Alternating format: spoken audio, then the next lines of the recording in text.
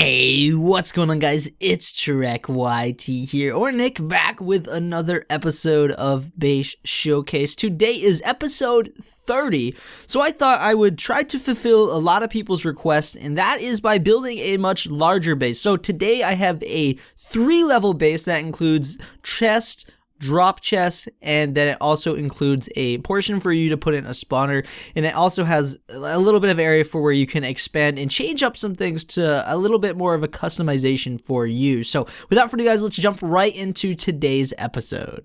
So we're going to start off on our first level, the bottom level of this base. As you guys can see by just looking around, I really tried to mix up the block palette as best as possible. The main blocks that we're working with are these 4 or 5 blocks right here. Our spruce, our dark prismarine, birch, acacia logs, and then that's pretty much about it. I mean, I definitely try to dwindle in a couple other blocks in there, like our glass, you can see up there we got some blue clay. But for the most part, I really tried to make a different theme, and it was more of like an aquatic-ish theme. But one thing I really wish I had done, though, is if I had made the plot biome be more of a taiga biome, just because I feel like it would really add some really nice pastels within the grasses. But other than that, I think that this block palette works really well with this base. And let's jump right into the beginning portion of the actual bottom of the base. The chests are over on this side, chests are also over on that side. Now, they are protected chests, and you could basically take these out and put something else here. I left plenty of room. You guys can see that I tried my best to make them as protected as possible. As most of you guys know, I don't actually play factions myself, so I'm not up to date on the best ways to, I guess, defend all of these chests within the base. So that's my rendition. So you guys definitely can go ahead and change that up if you'd like. I also want to let you know that there's room back in this way where you could add other stuff and expand if you so chose. I just went ahead and just made it more focused on the actual build and looking good. So that means that I sometimes don't necessarily utilize all the space that's given to me within the base. So this base is a 33 by 31. I know the title says 32 by 32, but I figured 31 by 32 or 33 by 31, it's close enough. It doesn't really matter that much. So on the bottom, both of these sizes or these sides over here are symmetrical. So you can go up either of the two. They both have staircases. We'll go up on this one on this side. So it's a nice little winding staircase. Now, I wanted to avoid putting any ladders in the space. So that meant that I had to utilize a 3 by 3 cube in this area right here and make a nice little spiral staircase. And I think that the way that I did it by having these little areas out here made it seem like it was just that much bigger, and it made it seem a little less cramped, and it definitely, I think, flows really well. And it's a nice way to avoid using a ladder, because in my opinion, using a ladder, it just takes away from some design features that you could be possibly implementing into your build. So this brings you up to the next level. You can see there's one staircase right here, and if we hop across this glass bridge, there's another staircase on the opposing corner. Now, on these corners right here, we do have ourselves enchanting tables. We have one right here, and then we have one over here. And I really tried to tuck away and use a lot of the space on this level particularly because I wanted to maximize that 32 by 32, because though it is decently big, it's not as big as you think. So like once you start making, because when I started building this 32 by 32 base, I was thinking I had all the room in the world, so I kept building in larger spaces. Like I made the openings really vast, I made everything so grand, and it gets to that point where you're making things so big that you're almost running out of space really, really fast. So I had to think of some creative ways to tuck away some more storage and some more spaces. So along this glass bridge right in the center, which I actually really like because it allows you to see the layer down below, and it really adds a little bit more openness to the entire base, because if this was a solid block, it would cut off a lot of view and a lot of, I guess, you couldn't really see down below, and it would make it seem almost smaller down there, or smaller in here maybe as well. So over here on this side, I added this little area where you do have to jump to it, so that's like me trying to be a little bit creative. I wanted to be able to access this way over here, but I still wanted this area to be hollow right here just because it does make it feel a little bit more open. So you jump over here, you have yourself another set of protected chests, and again, there's a lot of area back here as well. So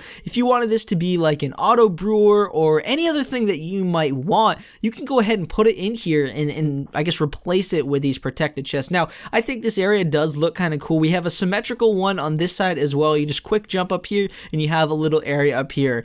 I think it looks awesome. I think it really does look kind of awesome. I went ahead and I put these fences here just because I wanted to add a little bit of detail here. I didn't even have to put these there because it's not really, you're not going to fall off. And if you do, it's not that big of a deal. One thing though in this fences is you guys can see I put gates on the middle of it. That was because I like the look of it. I think it looks cooler if you space out the fences a little bit more, because that looks a little bit too cramped to me. But if you add just a little bit of spacing in between, I think it looks really, really cool. One thing you'll notice from a building aspect, and this is something I kind of want to, it's like a concept more or less.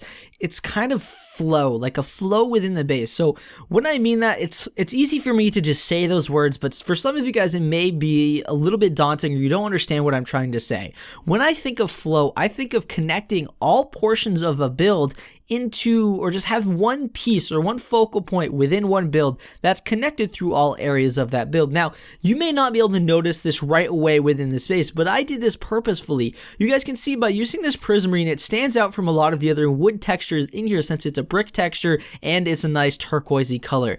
Now, the reason why I say it flows everything together is because it starts at the very bottom all the way down there, carries up in an archway, continues to carry up and carries up even more, and then the roof is the same color, and that kind of ties all of these three areas into each other, and it kind of makes the base flow really, really well organically, as well as it visually looks really, really good. So again, we'll carry over to the next level. Both of these sides are exactly symmetrical for the most part, so there's nothing missing that's over there that's on this side as well. So again, on this side as well, these two are also symmetrical, so they're two staircases that kind of just go up.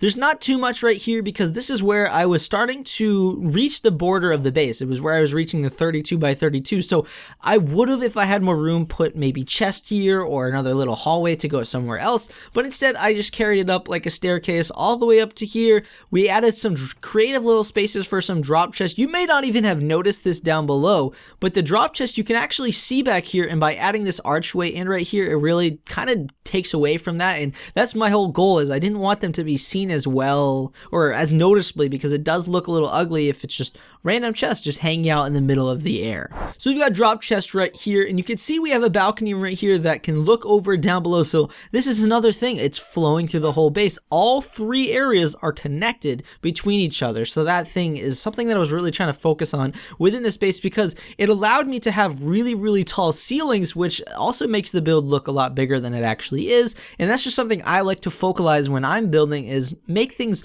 larger than life per se, and just make them feel a lot more grand, and utilizing the space that you have, so using your best space management skills as possible. So before we go up there and look at the rest of that, I want to quickly talk about this wall and talk about the building aspect of this wall. Now you're probably thinking to yourself, Trek, why are we talking about a wall? So why I want to talk about this wall, I'm going to go ahead and take out these anvils. I'm going to pick up my planks and my stairs. Now originally I had this wall looking like this. Now, if you were me, you might think this looks kind of ugly. Now, other people may not even really notice. Now, I see this as not taking an opportunity that's presented itself. This is like a blank canvas that you can add just the slightest bit of depth by using some creative stair placement. So what I did is I knocked out these 3 blocks, I added a stair, another stair, and one more stair, and as you can see, it already looks way better than before just by adding that little bit of depth. Now, I didn't have to add that, I just did because I felt that it added a little bit more characteristic to just this one spot,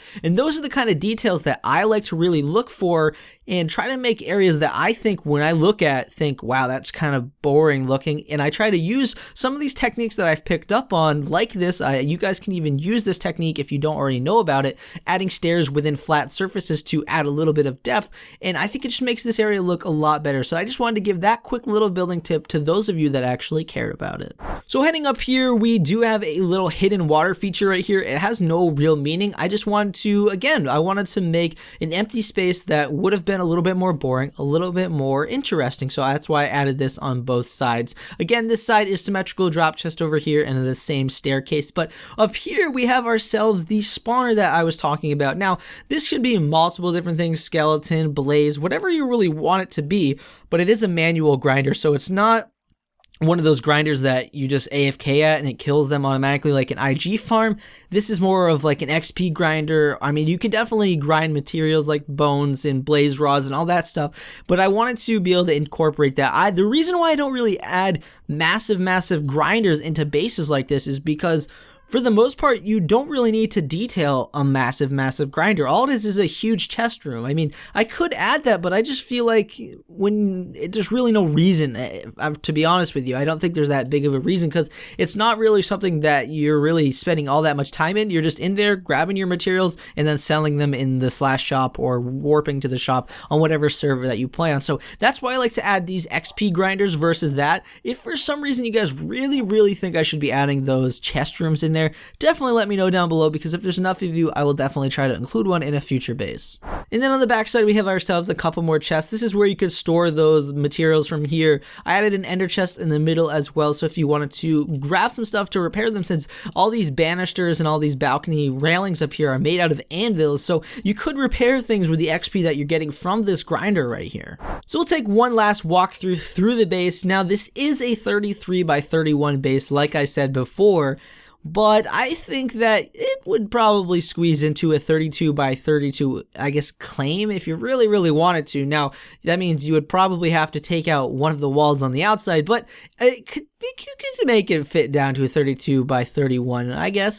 But for the most part, I don't think that matters too much, since you will be most likely claiming a lot larger area than you are just the 32 by 32. So I think 31 by 33 should work for most people. So that's where we're going to bring today's base showcase to a wrap. I hope you guys did enjoy today's episode of Base Showcase. I really wanted to try to mix it up for episode 30, just kind of do a larger size base as well as mix up the palette a lot. I've seen a lot of people commenting that a lot of the palettes are basically the same thing in every single build. So as of recently, I've been trying to mix up a lot of my palettes and try to really develop myself a little bit more as a builder and branch out and try new things, as should you guys when you're doing your builds. You guys should definitely try to do different things all the time. If they don't work, whatever, start over or just go back to your defaulted thing that you know that looks good. So again, thank you guys for tuning in today. The download for this base should be down in the description if you guys would like to download that schematic. If you guys don't know how to use Schematic, I will leave a link down below to my tutorial on how to use Schematica. It's not perfect, but for most people it does work, that video. So if you guys have no idea how to use a Schematica or how to use a schematic, link down below, you guys can check that out as well. The links to my Twitter and Instagram will also be down in the description. I don't really use Instagram as much as I use my Twitter. I'm on my Twitter every single day. So if you guys ever want to reach out to me for something, it's a lot easier to reach out to me via Twitter, because I see all those tweets and I get all the notifications on my phone. So if I miss you in a comment down below, definitely go ahead and reach out to me via Twitter, and I will definitely be sure to respond to you. So again, thank you guys for tuning in today. I will see you guys in the next video. As always, guys, I love you all. See you guys later. Peace out. Can we skip to the good part?